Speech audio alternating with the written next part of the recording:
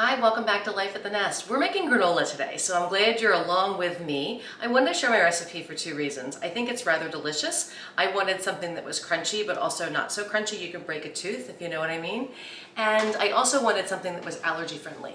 Quite a few years ago, our children started to develop a number of different allergies, and granola was something that we could have safely, but I couldn't find very many that were allergy friendly. Now, I do add nuts into mine, so if a nut allergy is a concern in your household, you can make it without the nuts. But the rest of it, I buy gluten-free oats and I avoid dairy, so this is a really great, safe recipe and it tastes so good.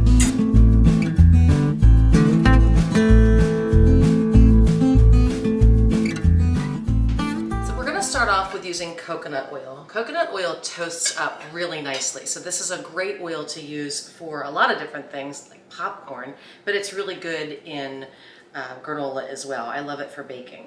So I'm going to get a 1/4 cup of this. I'm just going to need a spatula. And we are going to melt this down with our honey into a saucepan, and then that will get poured over top of the dry mix. So I'm going to get this started first. And then we're going to use some honey, and we also use a 1/4 cup of honey. And don't get too worried about it being a level perfect cup. Nobody gets upset when they have a little too much honey in their mix. In the saucepan it goes. And just do this on a real low heat. We don't want to cook it, we just want to melt it.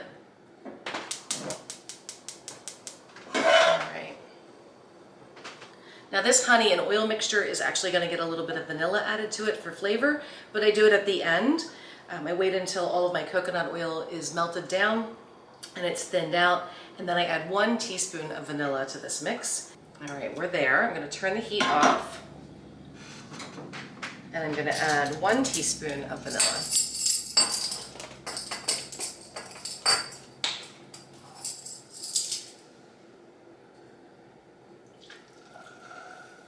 You could hear it sizzles right away, and that's because it's burning off that alcohol. I love this bowl. I use it for so many different recipes. Some of you have mentioned on my channel, where on earth did you get that? I need to have that. I wish I could remember where I got this bowl. I've had it for many years, but I use it for granola, I use it for big salads, I use it for mixing anything that I have to mix in a large quantity. So I would recommend looking for restaurant supply stores if you're looking for something like this. It is humongous, but it is the best mixing bowl I have. All right, so we're gonna make our dry mix in here, and we're starting out with oats. I'm using quick oats for this recipe, and I buy gluten-free quick oats. We'll need 4 cups of these.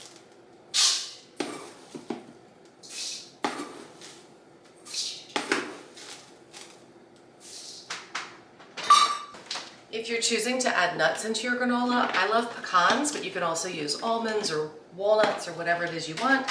But if you would like to add nuts, break them up a little bit.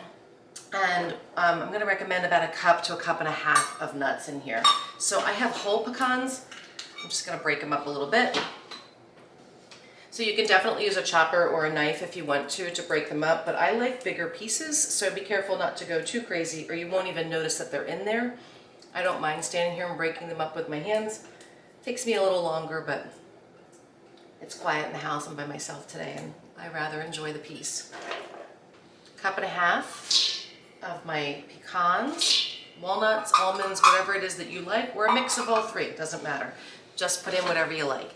And then we're just gonna mix that through, and to that we're adding some brown sugar to sweeten it. And it's 1/2 cup of brown sugar to that. Okay, and because everything that's sweet needs a little bit of salt, we're adding 1/2 teaspoon of salt to the mix, and then we're adding 1/2 teaspoon of cinnamon as well. I'm using pink Himalayan salt, but you can also just use sea salt.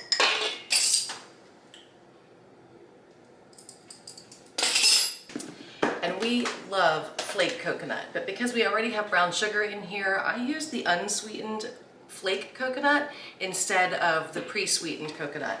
And we're gonna add about 1/4 cup of this. So this is my 1/2 cup measurement. I'm going to give about 1/2 cup.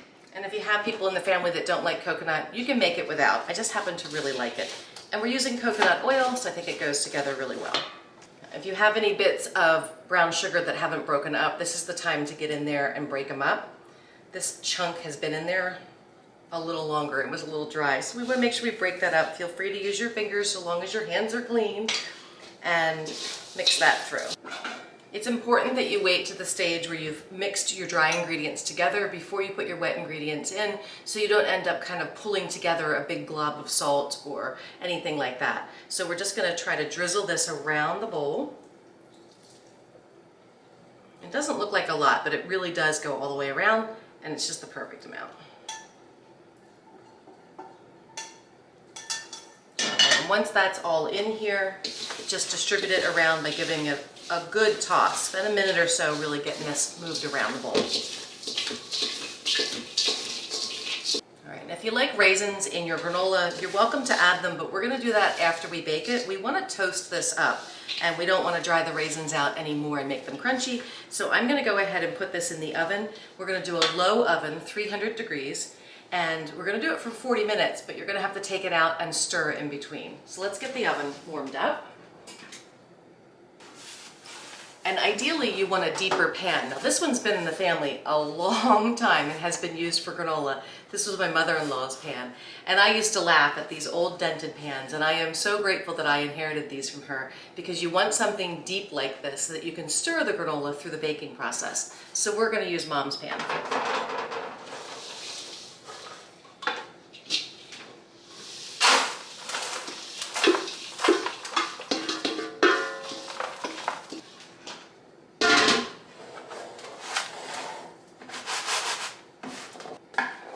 So the mixture in here is just about an inch thick or so. You wouldn't want to go any thicker than that. So if your pan is smaller, use 2, or if you're doubling the batch, make sure you use a few sheets. We don't want it to be too thick because we want it to get toasty. It's going to get toasty on the bottom, and we're going to mix it, and then we're going to keep mixing it throughout the process. All right, if you're a raisin lover and you want to put raisins in, don't wash your bowl yet, because when this is finished baking, we're going to put it back in here and toss it with the raisins. I'm not doing raisins today, so I'm going to go ahead and wash my bowl. But if you want to use raisins, just hold on and we'll dump them in when we're finished. All right, well, here's what we're looking at before we go into the oven, and not too thick. See, less than an inch. That way we stir it throughout the process and we can really flip it over. This gets very toasty. This is the perfect granola to go together with some yogurt and maybe some fresh fruit, or yogurt and maybe a drizzle of jam that you made earlier this summer. They pair very, very well together. And I have this for breakfast several times a week. Absolutely love it. Time's up.